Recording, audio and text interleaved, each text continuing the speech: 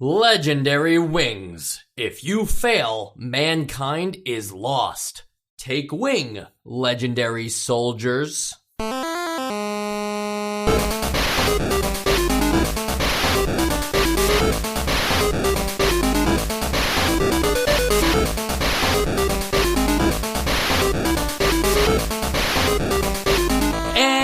Welcome to Nostalgia, chronological exploration of every NES game released in North America. I'm Mike.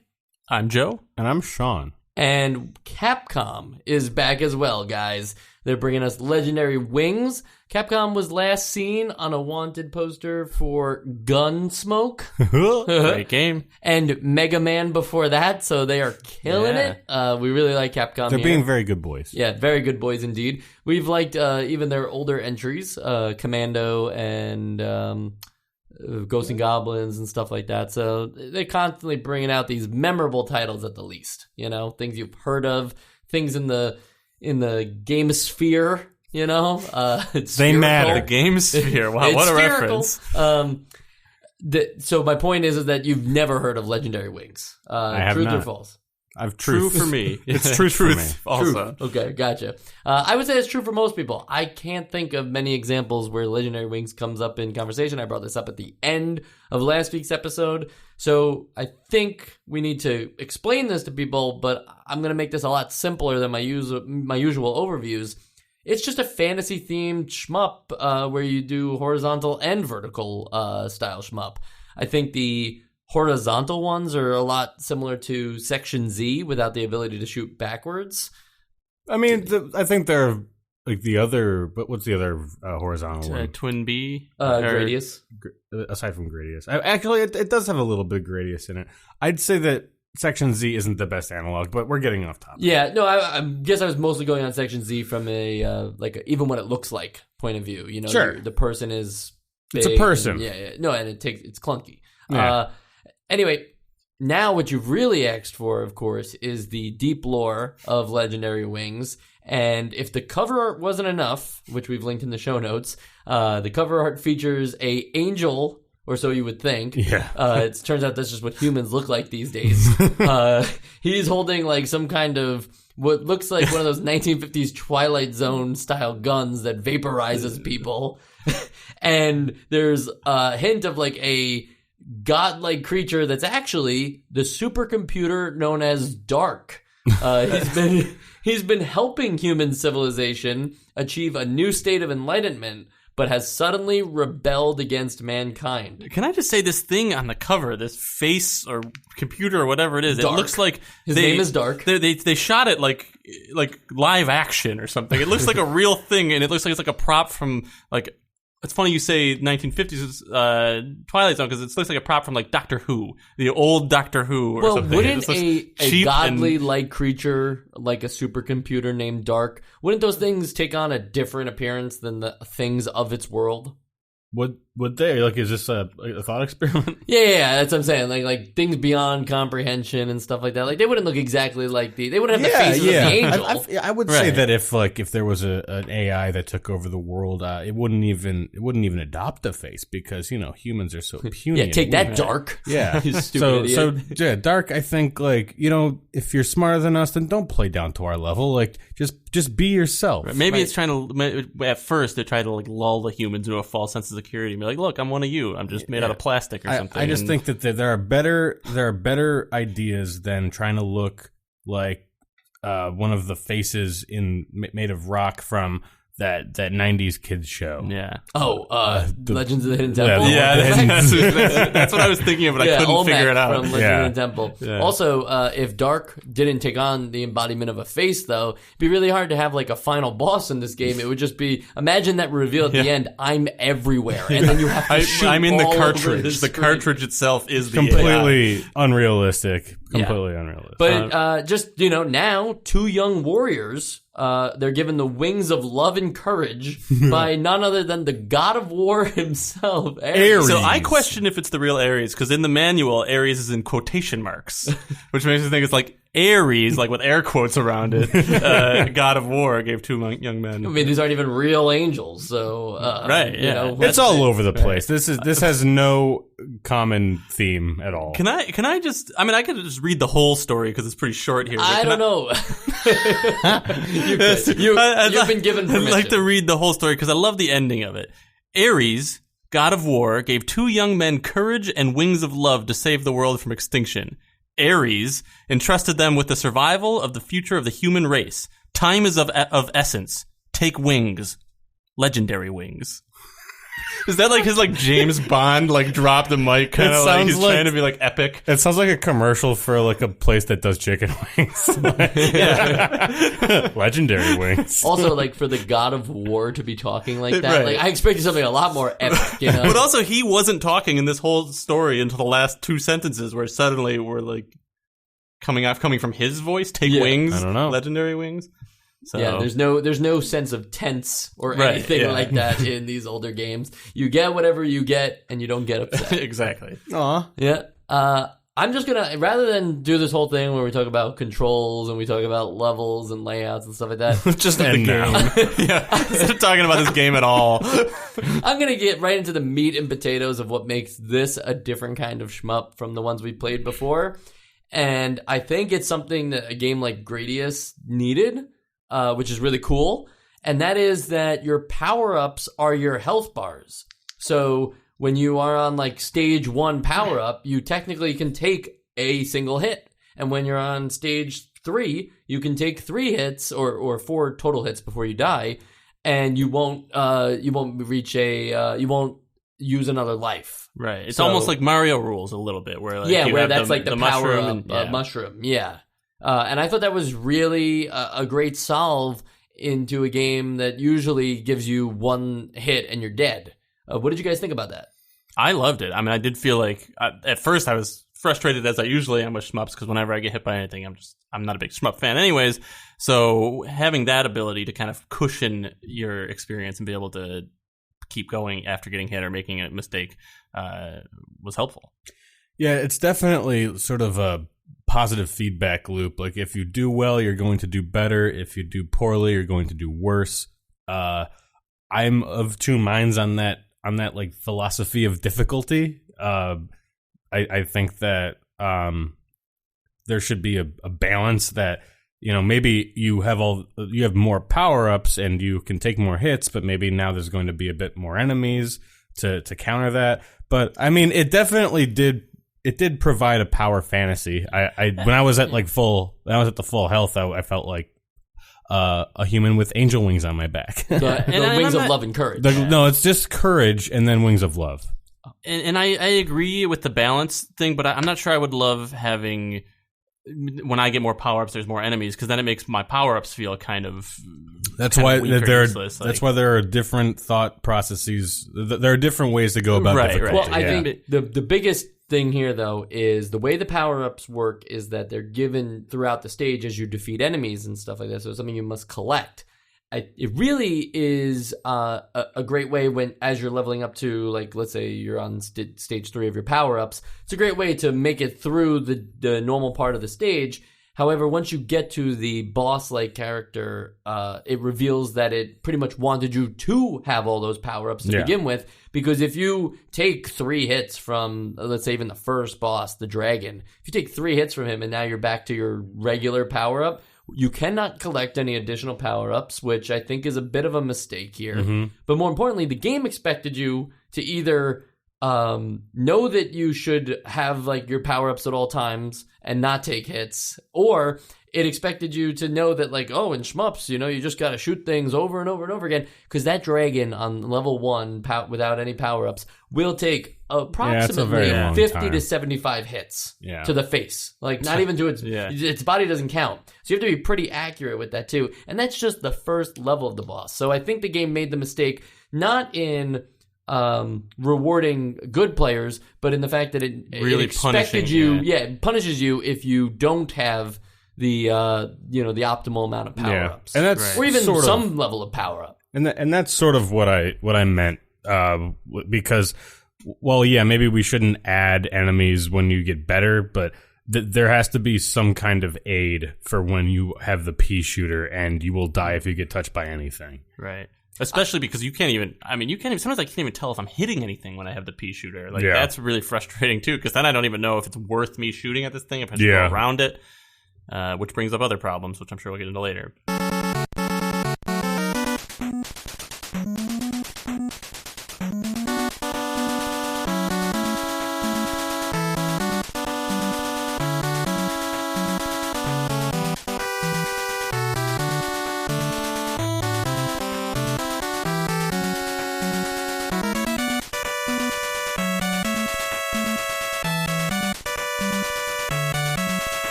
So we mentioned the power-ups give you health, but we didn't really talk about the power-ups themselves.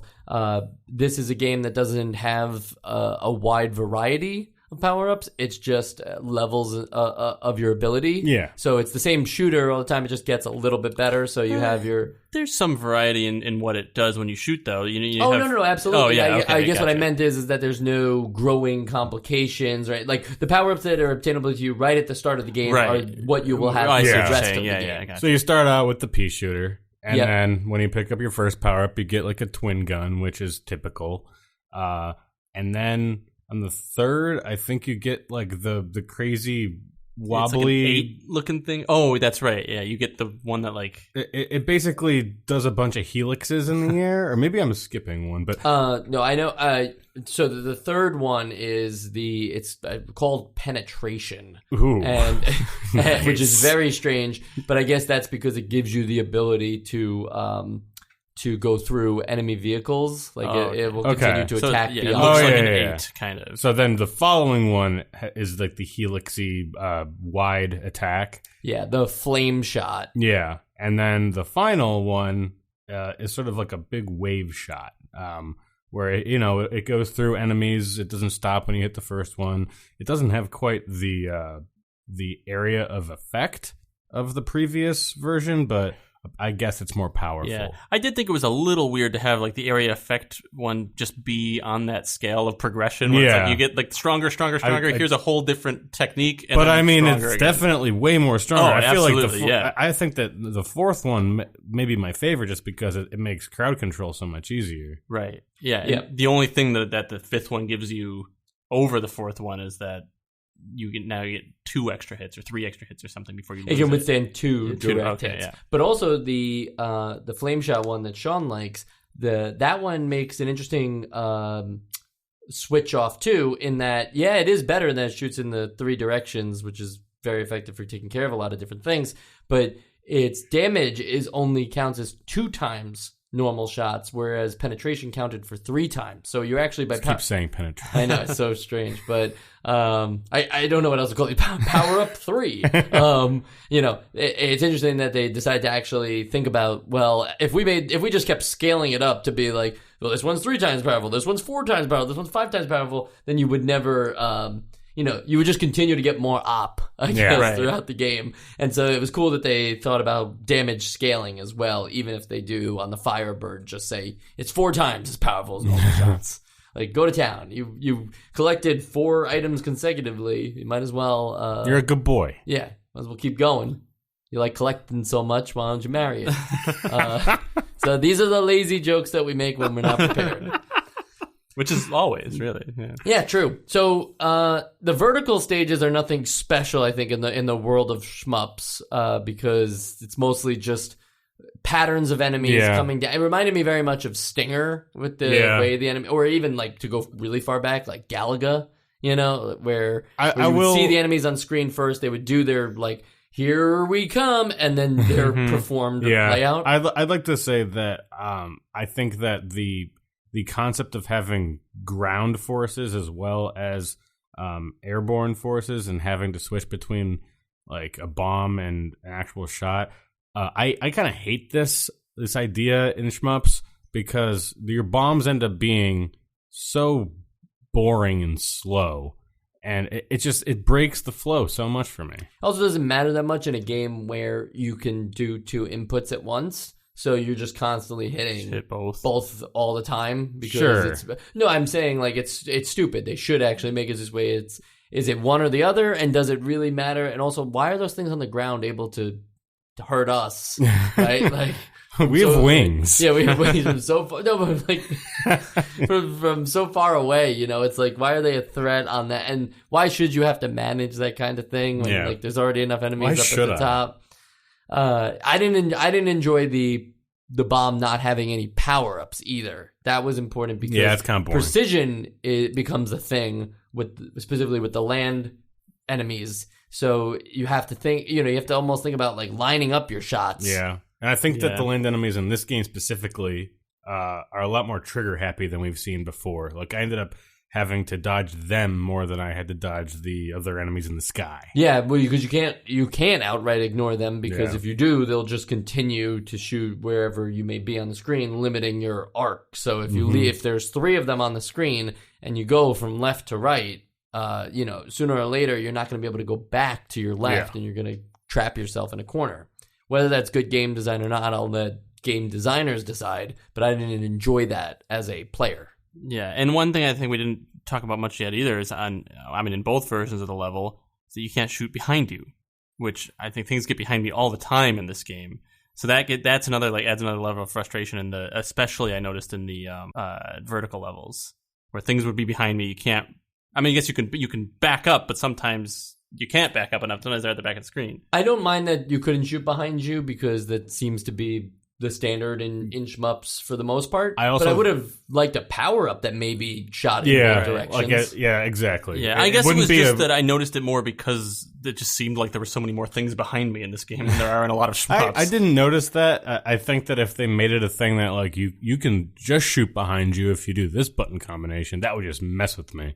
So it would have to be always shooting behind you, and that would just look goofy. I don't know. And I think the patterns actually didn't lend themselves to having enemies behind you. There were definitely enemies that would appear from behind, and you would have to, first circle let them back or something. Circle back. But I think that's part of the, there's this element of shmups that I'm sure we've all understood, but we haven't really talked about in the podcast. Of that, just as much as this is about like shooting everything up, it's also this complicated like self-evolving maze of the opposite thing where you don't touch the walls. like rather than going along, it's about evasion as much as it is about dealing out damage. Right. Yeah. So you really have to. It's almost like a puzzle of figuring out everybody's arc and where they're going to be, and either knowing that to shoot where they're going to wind up or dodge to a place where they're not going to be. Yeah. No, I hear you, and I think I'm mixing up.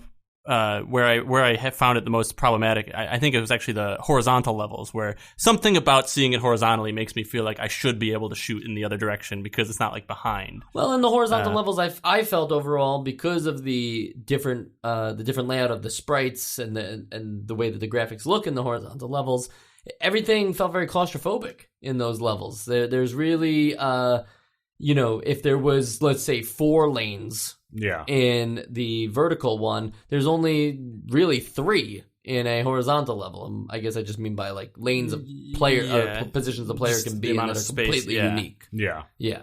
So I didn't appreciate the horizontal levels at all because not only were they claustrophobic, but they had this weird enemy that would shoot when it was when you wound up directly under it. Yeah. And that became a game of dodging on a platformer level for a scrolling shmup, something that you don't really have control over. So the enemies between that one that was like the ceiling mounted laser and another which was sort of like a weird bug that would jump between the ceiling and the floor and shoot.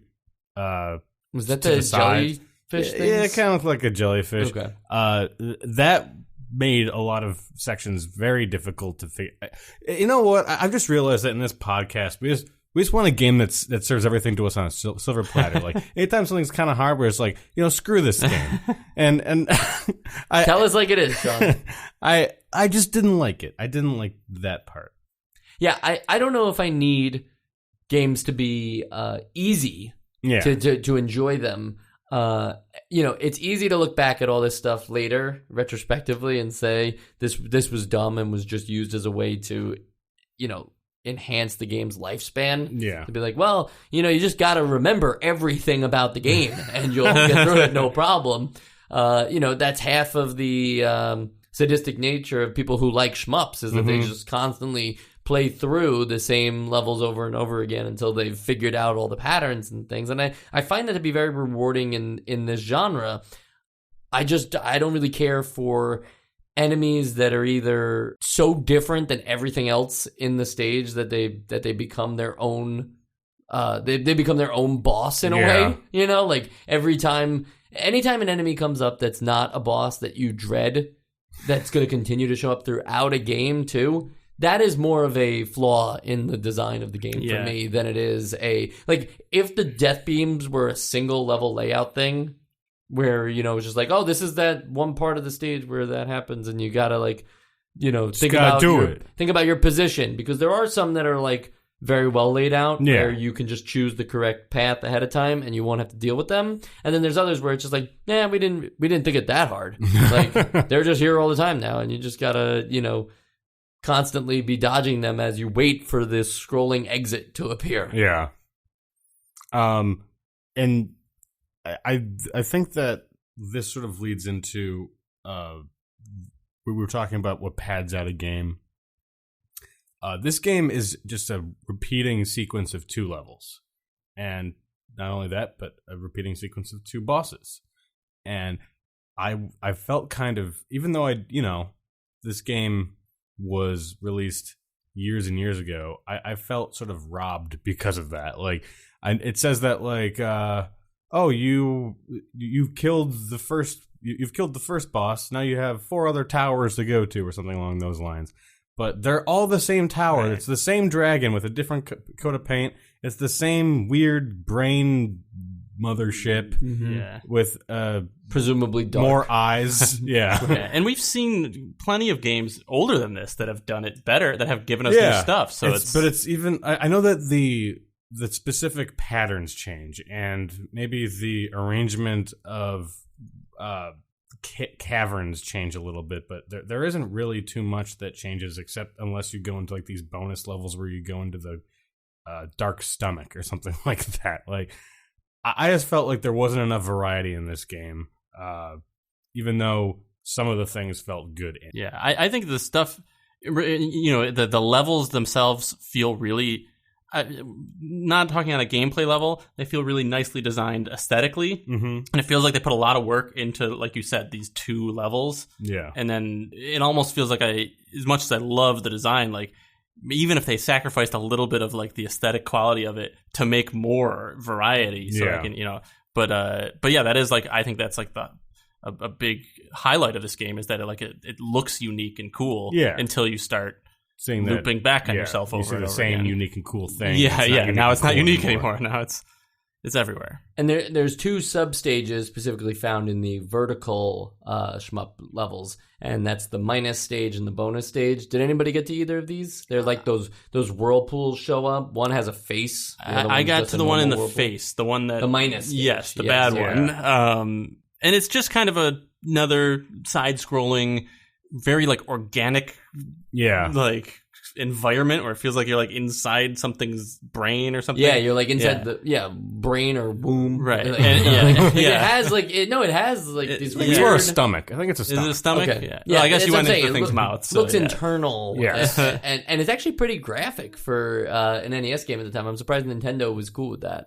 Yeah, they have the final say on every. They've made other developers change things in games that were fine in the arcade versions. For sure. Right. And I actually went into that read the first one that was available by accident, and I just thought, oh, that's cool. This is what the game is going to be. You fly on this overworld, which is the vertical levels, and then like land in these horizontal levels, finish them, and then come back out and continue on the overworld, which isn't what it was. Didn't think you were supposed to go. I thought that the thing like sort of sucks you into it. I thought that was fire. Like I thought you were supposed to avoid that. I think you are.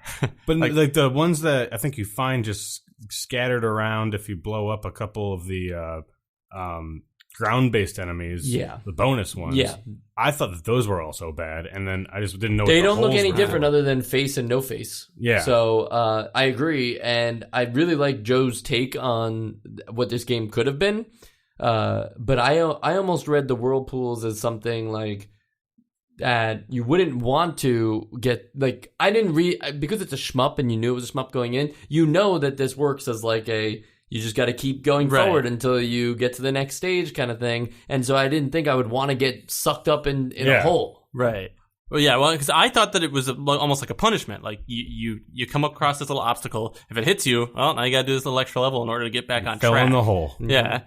And the minus stage is definitely designed in a way that's supposed to make you lose your power-ups or even, go as far as losing the lives. And when you lose a life, it is pretty cool that it just automatically regenerates you. I do appreciate that. Appreciate that. And even the continuation system, too, which as long as you have hearts collected, I think you can get up to 9. You'll able to say continue and move on. Now, granted, there's only 5 stages in the game, so I don't think it needed that complicated of a continue in life system, but I'm all for it. I really expected, the first time I died was on the horizontal stage, and I expected to have to like redo that whole room, and I was kind of pissed. And then I just immediately came back out, and I was like, oh, it's kind of nice. It's appreciated. I don't remember that in any case. Yeah. Can't think of anything like that, actually.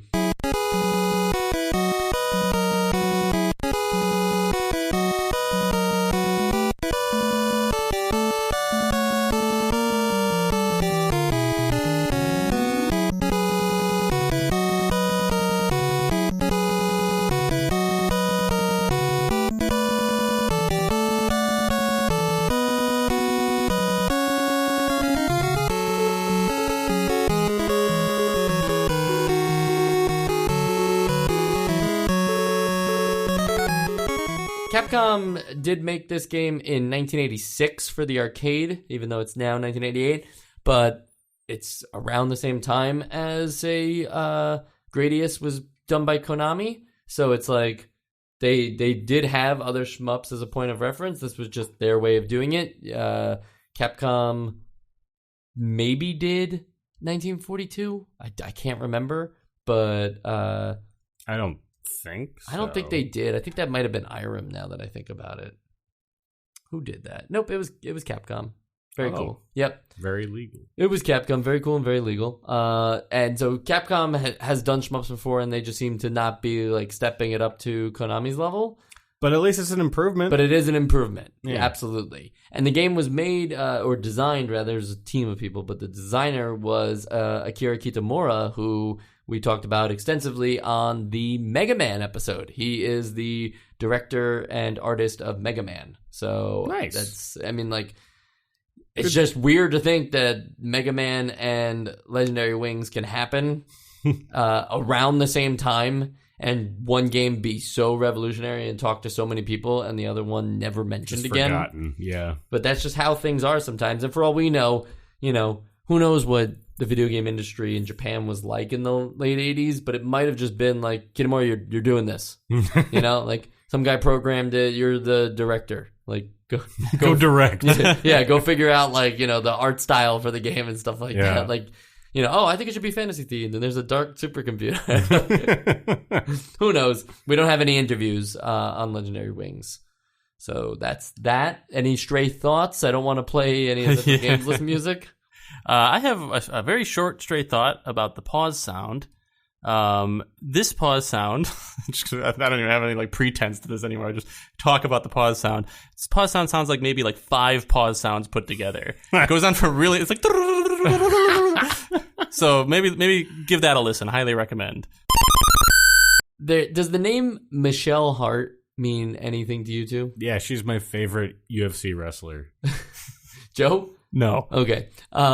Michelle Hart is apparently the name of the female Legendary player Wing. in Legendary Wings. Must have been in the arcade cabinet because I don't think it's ever mentioned on the NES. But she winds up kind of making many appearances in later Capcom games to keep Legendary Wings in the scope of things. Like, we didn't forget it. It happened. So here's a list of small appearances she's made. In the fighting game Marvel vs. Capcom, the first one, she is a support character who assists the main fighters of combat. So she will Just not... any of them. She's just, a mercenary. I think she can be selected, yeah. Mm-hmm. Oh, okay. Yeah. And in the tactical role-playing game Namco X Capcom, which I've got to get my hands on. Tactical role-playing That's game? what it says. I've never seen this before. Okay. This is what Michelle Hart's been reduced to, though. In this game, the character Sylphie, who's the shopkeeper from Forgotten Worlds, dresses up as Michelle Hart when she performs one of her special attacks. Like, Not even actually in the game. right. Yeah. Not even like saying like, "Hey, remember Michelle Hart? I'm dressed as her." Like, who knows if that's an actual reference or not? Maybe they just drew another winged like creature.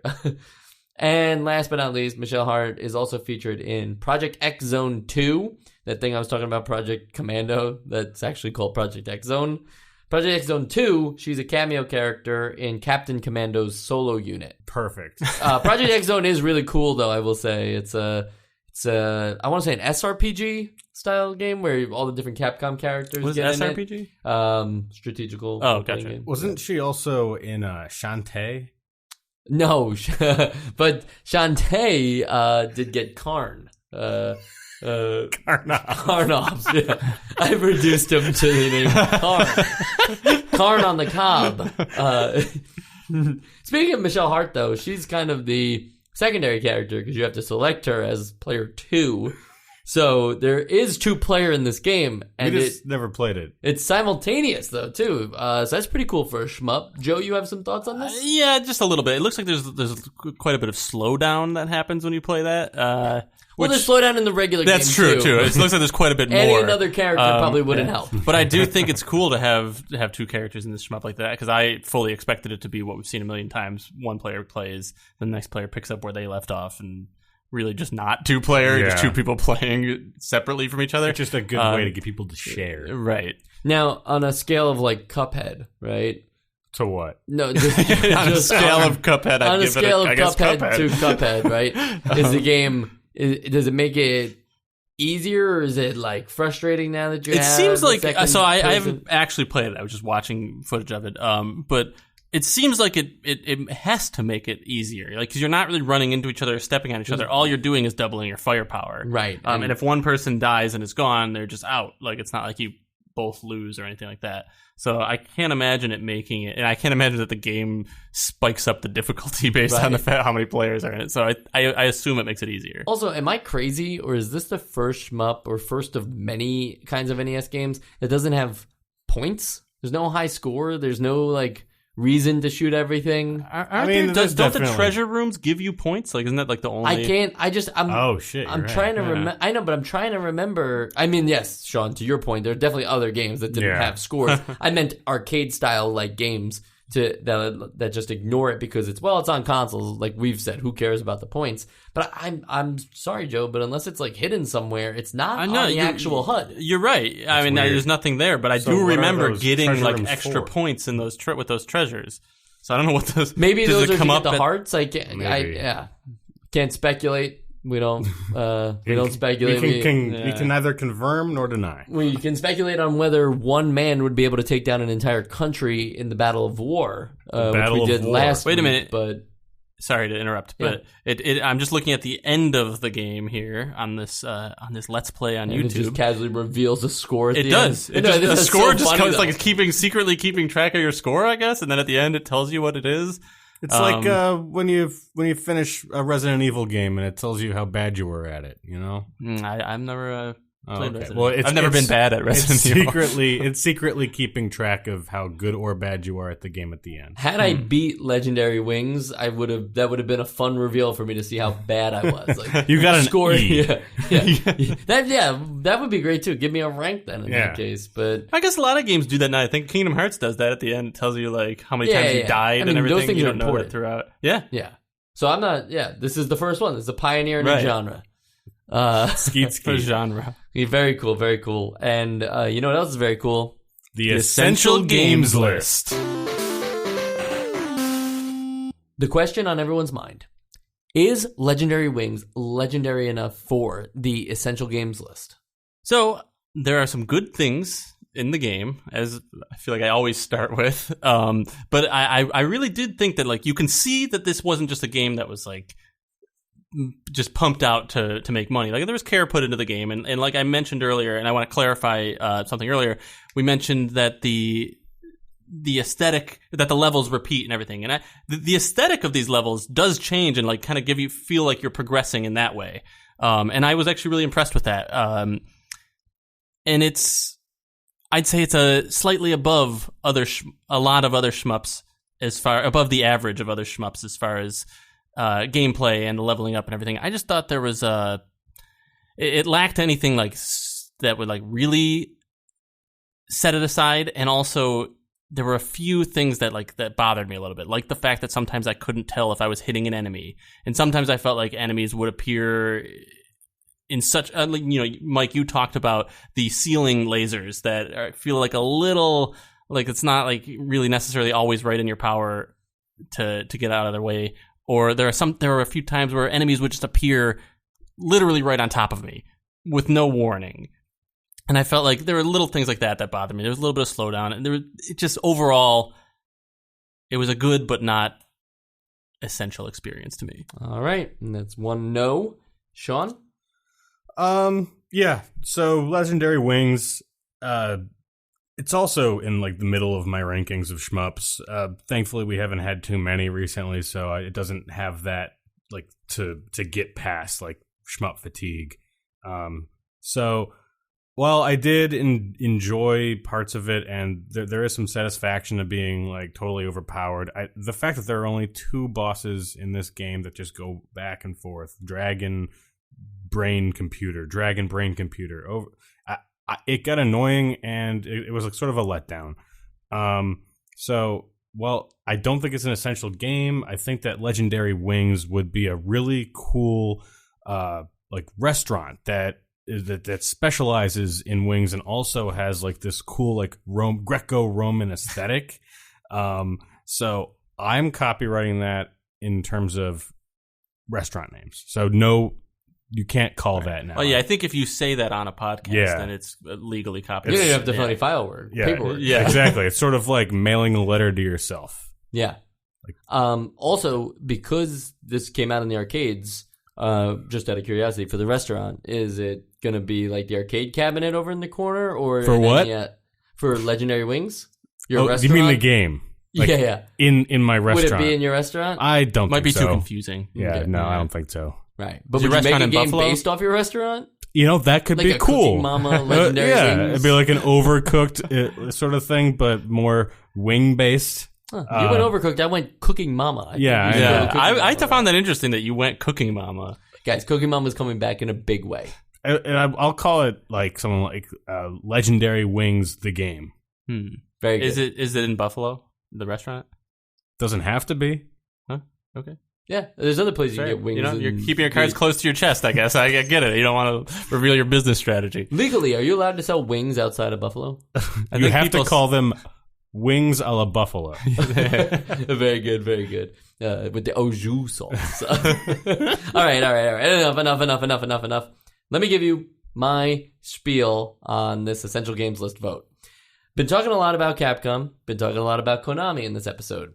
It's not on accident. Next week, we play Life Force, which is a Konami shmup, which is also considered a very good shmup. Capcom has done this in the past where we've played Konami games and then immediately played Capcom games, or vice versa. They always seem to like put games out around the same time. And so far in the history of things, Konami has eaten Capcom's lunch every single time.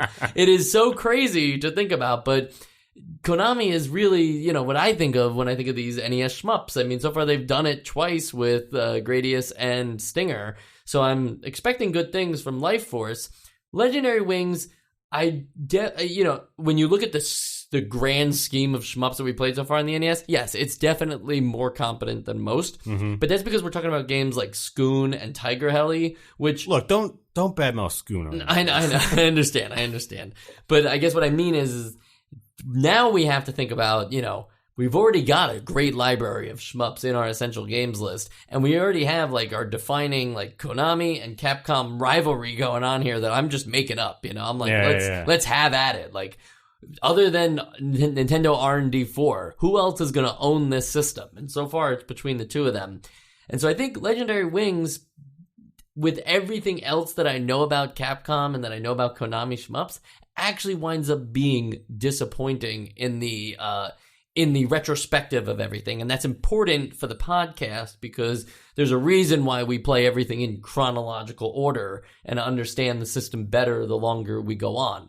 So Legendary Wings was cool, but it wasn't something I would even consider going back to now because I feel like my itch has already been scratched by other things and is going to only get better. Your itch will be scratched even better in the future. It'll be scratched even better in the future, but I wasn't even itchy going into this episode. Wow. That's what I'm talking about. So with that in mind, Legendary Wings is not essential. That's all the time we have for this episode of Nostalgia. You'll join us next week for the very now hyped Life Force episode, I think sometimes known as Salamander. That's much less hype. Yeah, no, it's cool. But it's Konami and it's a shmup, so I know Joe is very excited. I'm excited. I love shmups. Sean, I can't really get a read on you in shmups. You like them, right? I play them. Cool. Okay. If Sean is a professional gamer, everyone should know that first and foremost. I don't really know where else I was going to say, but I will tell you this. Eat at Legendary Wings. Eat at Legendary Wings, the restaurant. Tweet at NostalgiaCast while you're there. Or just in general, tell people about this podcast. That's right. The podcast you're listening to right now, the one called Nostalgia, the one that we don't bombard you with telling other people to tell them about it all the time. Now we're doing that. And we're going to be doing it a lot more until we start seeing the views and listens climb. We're about to go onto a huge marketing campaign where we are going to be posting billboards in many small towns across America. Our first will be in Columbus, Ohio, which isn't quite a small town, but it was the first thing I could think of when we were having that meeting. I was thinking more like Beacon, New York. Beacon, New York. See, I don't think they have many billboards up there. That's why it's ripe. Anti-billboard. They actually have a huge mountain, though. We could put up a new billboard at the top of the mountain. You're right. I said we carve our faces into the mountain. Great. Mount Rushmore style. Mount Rushmore style. People have been asking me about that. When are we going to put who would be on your mountain? nostalgia Mount Rushmore? If you had to pick 4 Nostalgia Cast... employees? Yes. I can't think of any. I would put Chris up there. Yeah. He's the audio podcast. I would step down. He's the engineer. For Chris to be on there. Okay, so that's what it'll be. It'll be me, Sean, Chris, and Sam. That'll be the Sam Emeritus podcast. Also, one other little housekeeping thing. It's worth mentioning that sometimes we ramble, and that's what I'm doing right now. I don't have anything else to say to you. I'm just holding on to you for dear life because we love talking to you guys. We love hearing the feedback. We're the clingy like podcast. Yeah. We're really clingy. We don't ever want you to leave us. So. Right, and if I have it my way, we're gonna keep putting out episodes every Friday after I die. Well, we can do that. I think that by the time that you die, there will be the technology available to create a voice, like a voice print. Yeah, and just like AI will make the episodes. Not quite AI, but I'll record things that Mike might say. But what if we all die? Then I think we do like a Botnik AI. I'm pretty sure I'm going to outlive Mike. One of the projects, we're all going to outlive Mike. Well, it's we do a lot of work for the podcast. So one of the projects I was going to task our listeners with was taking from every episode every individual unique word we've ever said and kind of cataloging them into like a dictionary system. Yeah, make sure you get a bunch of different phonemes. Like that could be the E sound, the ah, like the t, or any of those. If you could just compile that so that we can feed that into a black box advanced learning algorithm, and we could just create all kinds of cool words with our own voices. Yeah, at the post show of this episode, which is about to happen in 5 seconds, each of us will say the alphabet. Good night.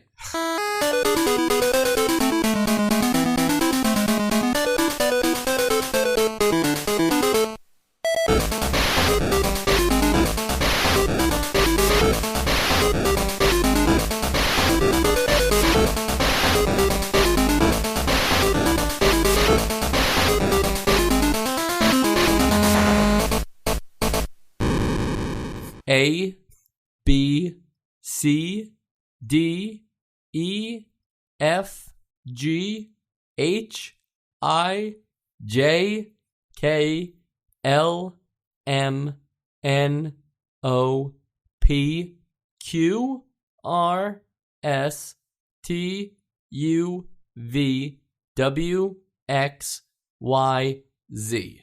A, B, C, D, E, F, G, H, I, J, K, L, M, N, O, P, Q, R, S, T, U, V, W, X, Y, Z. A, B, C, and D. E, F, G, H, I, J, K, L, M,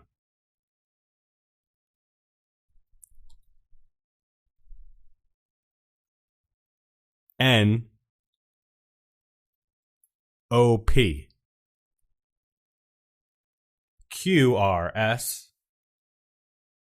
S, T,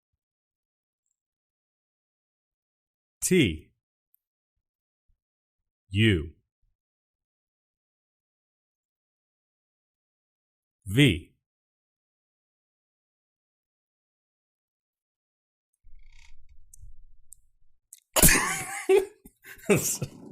W, X, Y, Z. A. No. I just need to do two safety keys with that.